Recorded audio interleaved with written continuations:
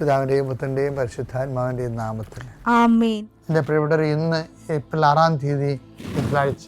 അമ്മേ പരിശുദ്ധ അമ്മേ, അമ്മേ പരിശുദ്ധമേ, ദൈവമാതാവേ, കൃപാസനത്തിലൂടെ ഞങ്ങൾക്കും ഞങ്ങളുടെ ദേശത്തിനും അമ്മ മധ്യസ്ഥം തേടി തന്ന എല്ലാ അനുഗ്രഹങ്ങൾക്കും കൃപകൾക്കും ഞങ്ങളിപ്പോൾ ഹൃദയം നിറഞ്ഞ നന്ദി പറയുന്നു. അമ്മേ പരിശുദ്ധമേ, ദൈവമാതാവേ, 2004 ഡിസംബർ 7-ാം തീയതി ഉച്ചകഴിഞ്ഞ് 2:30 കൃപാസനത്തിൽ സംഭവിച്ച അമ്മയുടെ പ്രത്യക്ഷപ്പെടലിനെ കുറിച്ച് തിരുസഭയ്ക്ക് സമർപ്പിച്ചിരിക്കുന്ന പഠനരേഖകളുടെ മേൽ സഭാത്മകമായ പഠനം ആരംഭിക്കുവാൻ ഞങ്ങൾ പ്രാർത്ഥിക്കുന്നു. അമ്മേ പരിശുദ്ധമേ, ഭൂസ്വർലോകങ്ങളുടെ രാജ്ഞിയായ അങ്ങേയ്ക്ക് ഭൗമസംരക്ഷണത്തിനായി പ്രപഞ്ചപ്രകൃതിയെ തന്നെ തിരുസഭ പ്രതിഷ്ഠിക്കുവാൻ ഈ പ്രത്യക്ഷീകരണം വഴി ഇടയാക്കണമേ. പരിശുദ്ധമേ, ജപമാല മാതാവേ, സകല കൃപാസനം പ്രാർത്ഥനയോടും ചേർത്ത് ഞങ്ങളിപ്പോൾ പ്രാർത്ഥിക്കുന്ന ഈ കുടുംബത്തിന്റെ പ്രത്യേക നിയോഗം പറ മക്കളെ.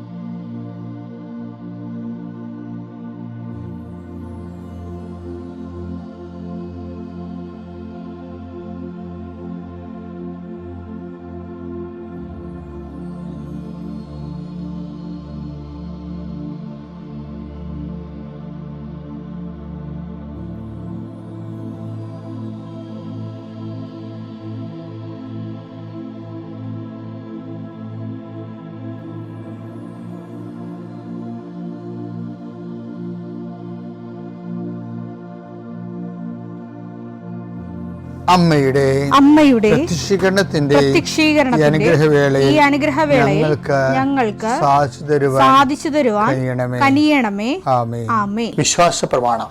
സർവശക്തനായ പിതാവും ആകാശത്തിന്റെയും ഭൂമിയുടെയും സൃഷ്ടാവുമായ ദൈവത്തിൽ ഞാൻ വിശ്വസിക്കുന്നു. അവിടുത്തെ ഏകപുത്രനും ഞങ്ങളുടെ കർത്താവുമായ ഈശോ മിശിഹായിലും ഞാൻ വിശ്വസിക്കുന്നു.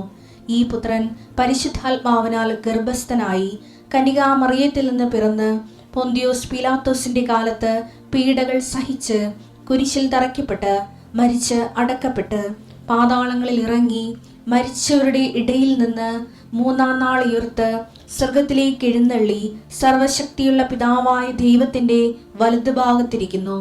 അവിടെ നിന്ന് ജീവിക്കുന്നവരെയും മരിച്ചവരെയും വിധിക്കുവാൻ വരുമെന്നും ഞാൻ വിശ്വസിക്കുന്നു. പരിശുദ്ധാത്മാവിലും ഞാൻ വിശ്വസിക്കുന്നു. വിശുദ്ധ കത്തോലിക്കാ സഭയിലും പുണ്യവാന്മാരുടെ ഐക്യത്തിലും പാപങ്ങളുടെ മോചനത്തിലും ശരീരത്തിന്റെ ഉയർപ്പിലും നിത്യമായ ജീവിതത്തിലും ഞാൻ വിശ്വസിക്കുന്നു. ആമേൻ. സുഖസ്ഥനായ ഞങ്ങളുടെ പിതാവേ, അങ്ങയുടെ നാമം പൂജിതമാകണമേ. അങ്ങയുടെ രാജ്യം വരണമേ. അങ്ങയുടെ തിരുമനസ് സ്വർഗത്തിലെ പോലെ ഭൂമിയിലും ആകണമേ. അന്നു വേണ്ടുന്ന ആഹാരം ഇന്ന് ഞങ്ങൾക്ക് തരണമേ. ഞങ്ങളോട് തെറ്റ് ചെയ്യുന്നവരോട് ഞങ്ങൾ ക്ഷമിക്കുന്നത് പോലെ ഞങ്ങളുടെ തെറ്റുകൾ ഞങ്ങളോടും ക്ഷമിക്കണമേ. ഞങ്ങളെ പ്രലോഭനത്തിൽ ഉൾപ്പെടുത്തരുതേ, തിന്മയിൽ ഞങ്ങൾ രക്ഷിക്കണമേ. ആമേൻ. നന്മ നിറഞ്ഞ മറിയമേ, സ്വസ്തി. കർത്താവ് അങ്ങയുടെ കൂടെ സ്ത്രീകളിൽ അങ്ങ് അനുഗ്രഹിക്കപ്പെട്ടവളാകുന്നു. അങ്ങയുടെ ഉദരത്തിൻ ഫലമായി ഈശോ അനുഗ്രഹിക്കപ്പെട്ടവനാകുന്നു. പരിശുദ്ധ മറിയമേ, തമ്പുരാന്റെ അമ്മേ, പാപികളായ ഞങ്ങൾക്ക് വേണ്ടി ഇപ്പോഴും ഞങ്ങളുടെ മരണസമയത്തും തമ്പുരാനോട് അപേക്ഷിക്കണമേ. ആമേൻ. കർത്താവിന്റെ ഉന്നതമായ നാമത്തിന് സ്വസ്ഥം ചെയ്യുന്നു. കർത്താവിന്റെ വിശുദ്ധ പൗരോഹിത്യത്തെ മഹത്വപ്പെടുത്തണമേ. കർത്താവ് സഭയിലുള്ള സാന്നിധ്യം പ്രകടമാക്കണമേ. 40 വർഷം ഞാൻ അർപ്പിച്ച കൃപാന്റെ യുഗതിയാണ്. കൃപാസനത്താരെ ജീവനോടെ പ്രത്യക്ഷപ്പെട്ട മാതാവിൻ്റെ മധ്യസ്ഥത്താൽ ഞാൻ മക്കളെ ഈശോ നാമത്തെ ആശീർവദിക്കുന്നു. കർത്താവെ, ജോലിയില്ലാത്തവര്, വീടില്ലാത്തവര്, ജീവിതത്തിൽ കലഹങ്ങളും പിന്നതുകൊണ്ട് പിരിഞ്ഞു താമസിക്കുന്ന ജീവിത പങ്കാളികളെ, കുഞ്ഞുങ്ങളുടെ തെറ്റായ അവസ്ഥകൾ കണ്ട് വിഷമിക്കുന്ന മാതാപിതാക്കന്മാരെ, ശാരീരികമായ രോഗങ്ങളെ അവസരപ്പെടുന്നതും രോഗം ആകുന്നതിന് സമയമെടുക്കുന്നില്ല എന്ന് ഓർത്ത് ഉത്കണ്ഠപ്പെടുന്നവരെയും സമർപ്പിച്ച് പ്രാർത്ഥിക്കുന്നു. ഇന്ന് യാത്ര ചെയ്യുന്നവരെ, ഇന്നത്തെ യാത്രയ്ക്ക് വേണ്ടി വിധവിധമായ ഒരുക്കിയിരിക്കുന്ന ലക്ഷ്യങ്ങൾ, കണ്ടുമുട്ടുന്ന വ്യക്തികൾ, സംസാരിക്കുന്ന സംഭാഷണങ്ങൾ, എഴുതുന്ന രേഖകൾ, ഒപ്പിടുന്ന ഡോക്യുമെൻറ്റുകൾ, പങ്കെടുക്കുന്ന ഇൻ്റർവ്യൂകൾ, സെൻഡ് ചെയ്യുന്ന മെസ്സേജുകൾ എല്ലാം കർത്താവിൻ്റെ കൃപയാൽ നിറയപ്പെടാനും നീ ഇന്ന് തിരികെ എത്തുന്ന സമയത്ത് കർത്താവിൻ്റെ കൃപ നിന്നെ നിറഞ്ഞു നിന്നുകൊണ്ട് സന്തോഷം വന്ന് ഉറങ്ങുവാനും ഇന്നത്തെ ദിവസം മുൻനിർത്തി നീ കണ്ടുമുട്ടുന്ന ഓരോ നിമിഷങ്ങളെയും, നിൻ്റെ ഓരോ സമയങ്ങളെയും, സന്ദർഭങ്ങളെയും, എല്ലാം സംരംഭങ്ങളെയും പരിശുദ്ധമ്മ ദൈവമാതാവിൻ്റെ മധ്യസ്ഥത്തിൽ രാത്രിയും തിരിച്ചെത്തുന്നവരെ കർത്താവിൻ്റെ നാമത്തിൽ മാതാവിൻ്റെ മധ്യസ്ഥതയും ഞാൻ നിൻ്റെ ജീവിതത്തെയും നിൻ്റെ കുടുംബത്തെയും ഈശോ നാമത്തെ ആശീർവദിക്കുന്നു. എൻ്റെ പ്രിയപ്പെട്ടവരെ, നമ്മുടെ മനസ്സ് എന്തുമാത്രം കർത്താവിൻ്റെ പുനരുദ്ധാനത്തെക്കുറിച്ച് ആലോചിക്കുകയും ചിന്തിക്കുകയും ചെയ്യുന്നുവോ അത്രയും നമുക്ക് പുനരുദ്ധാനത്തിൻ്റെ ശക്തി ലഭിക്കും.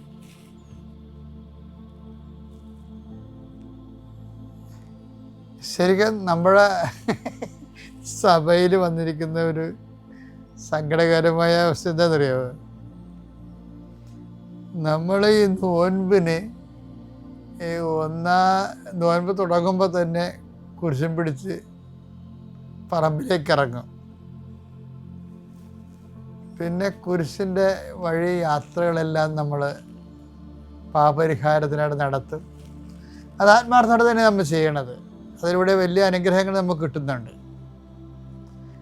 പിന്നെ നമ്മൾ വലിയ വ്യാഴാഴ്ചയ്ക്ക് വരുമ്പോൾ അന്നത്തെ പരിശുദ്ധ കുർബാന സ്ഥാപനവും അത് വലിയ ഭക്തിനിർഭരമായ അഭിഷേക നിറയണ ഒരു ആഘോഷമാണ്. പിന്നെ അന്നത്തെ അന്നത്തെ ആരാധന അതായത് നമ്മൾ അച്ചടക്കത്തോടുകൂടിയാണ് നമ്മളെല്ലാം ചെയ്യണത്. പിന്നെ ദുഃഖവെള്ളിയാഴ്ച പറയാനും വേണ്ട.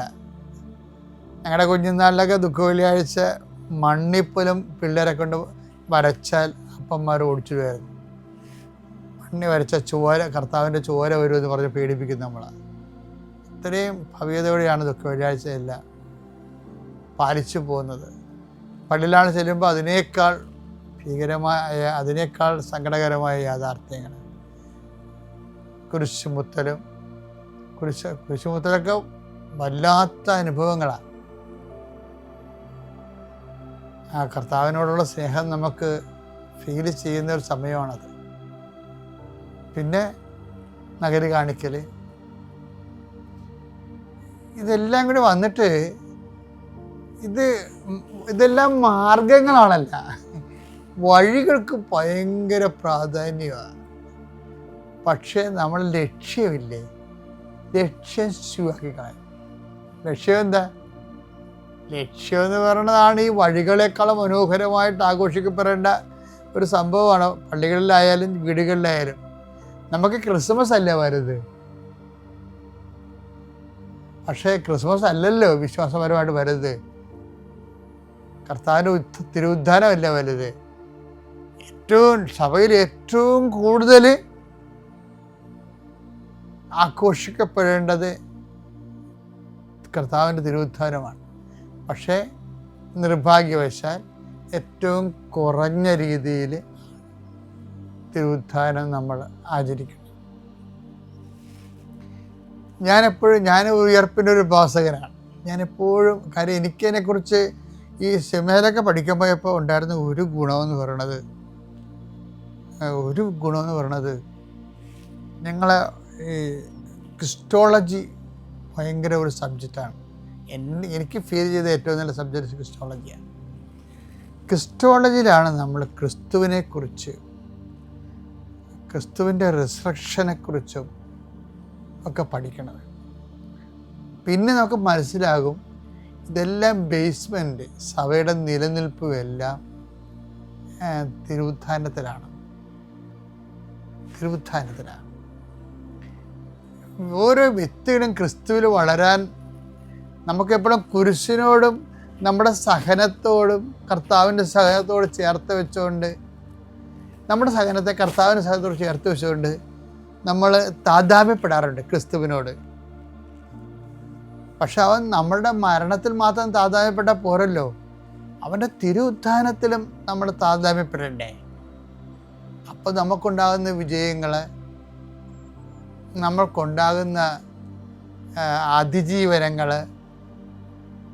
തിന്മയെയും അതുപോലെ തന്നെ പാപത്തെയും ജയിച്ച്,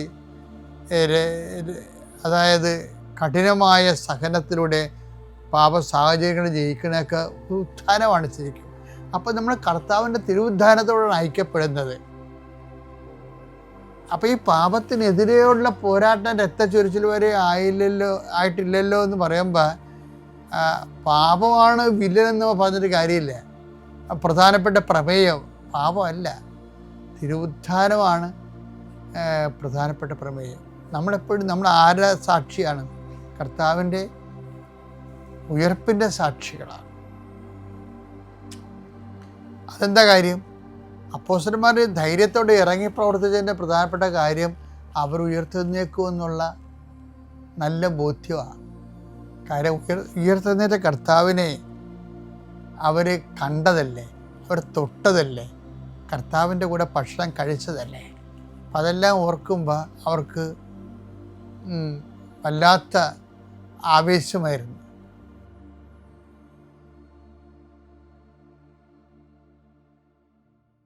അത്യപൂർവ ദൈവാനുഭവങ്ങൾ ഇനി നിങ്ങൾക്കും സ്വന്തം. ഈ യൂട്യൂബ് ചാനൽ ഇതുവരെ സബ്സ്ക്രൈബ് ചെയ്തിട്ടില്ലെങ്കിൽ ഇപ്പോൾ തന്നെ സബ്സ്ക്രൈബ് ചെയ്യുക. ഈ വീഡിയോ ഇപ്പോൾ തന്നെ നിങ്ങളുടെ സുഹൃത്തുക്കൾക്ക് ഷെയർ ചെയ്തുകൊണ്ട് കർത്താവിൻ്റെ പ്രേക്ഷിതരാകുക.